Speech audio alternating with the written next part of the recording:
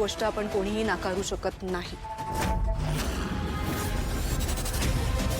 तारिणी खांडेकरांची सून म्हणून या घरात राहणार।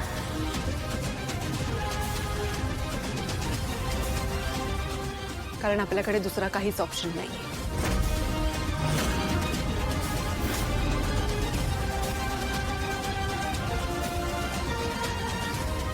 मूर्खाचा बाजार आहे सगळा।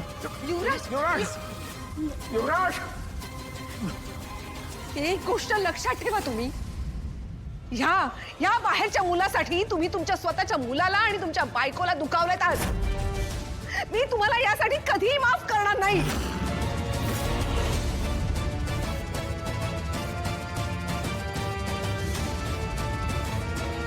तो बाहेरचा कोणी नाहीये, माझा मुलगा आहे तो।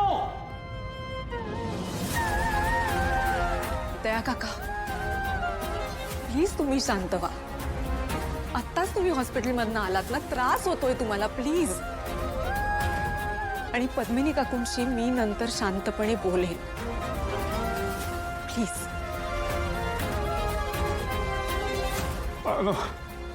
मला खरंच माफ करा, मी तुमचा मान तुम्हाला मिळवून नाही देऊ शकलो।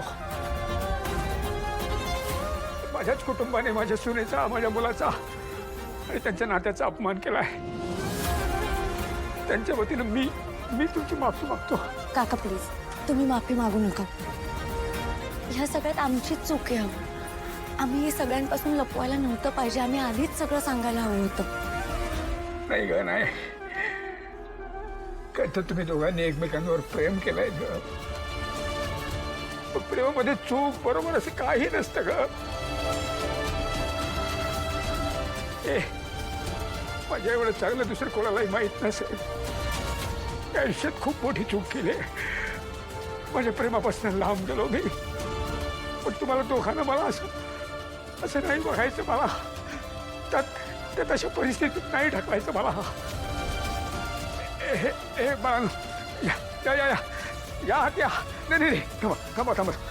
ए चेतना, मापटे घेऊन ये, औक्षणाचं ताट घेऊन या, दृष्ट काढा ना त्यांची। अहो, कुठे आहात तुम्ही? ताबडतोब सगळ्यांनी बाहेर या। काय झालं?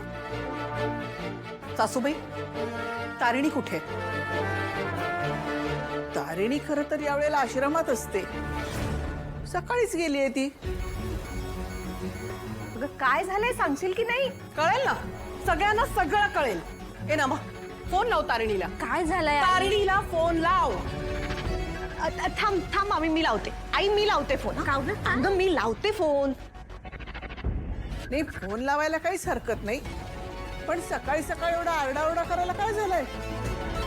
तुमच्या तारिणीमुळे चार चौघात तोंड दाखवायला जागा नाही राहिली आहे। तिच्या आईने चार चौघात अब्रू घालवलीच होती, लेकीने बरोबर आईच्या पावलावर पाऊल ठेवलंय। रेखा, जरा शांत हो ग। बोलताना काही भान ठेव ना तू। आपण काय बोलतोय ना, याचा विचार करावा माणसाने एकदा। बरोबर, आम्हीच विचार करायचा, मीच विचार करायचा, हो ना? तुमच्या नातीने बाहेर जाऊन शेण खायचं आणि आम्ही मात्र शब्द जपून वापरायचे, बरोबर ना? बस रेखा, बस। उगाच काही माहित नसताना तारिणीवर असे आरोप करायचे नाहीत। चला देवाच्या पाया पडून घ्या, चला।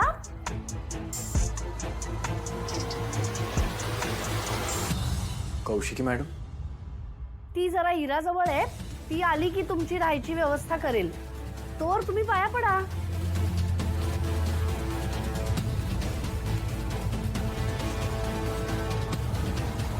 अगं तारिणी, तुझं नक्की लग्न झालंय ना? हो। अगं मग सवाष्ण नमस्कार कसा करतात एवढं सुद्धा माहिती नाही तुला? अगं आधी देवाला हळद कुंकू व्हायचं, मग स्वतःच्या कपाळाला लावायचं, एवढं सुद्धा माहित नाही? हो करते।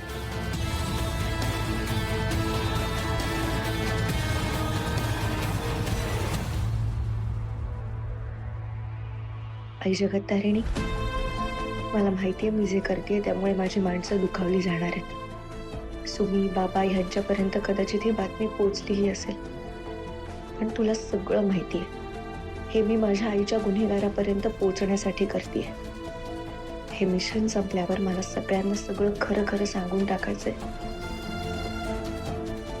त्यामुळे मला ताकद दे. हे मिशन लवकरात लवकर पूर्ण करण्यासाठी माझी साथ दे. तुझा आशीर्वाद माझ्या पाठीशी राहू देत. माधवा, तारिणीला फोन लाव.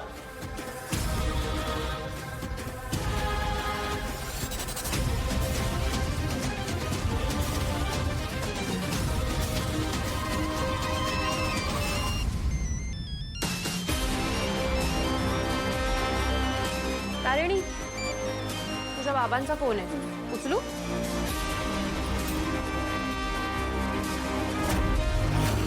अगं, तू बाबांचा फोन का घेत नाहीयेस? त्यांना तरी माहिती आहे ना तुमचं लग्न झालंय ते.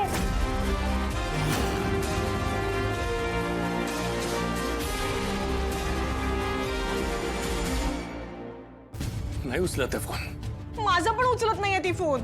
नाहीच उचलणार ती फोन. कुठल्या तोंडाने उचलेल फोन? हा, कुठल्या तोंडाने उचलेल?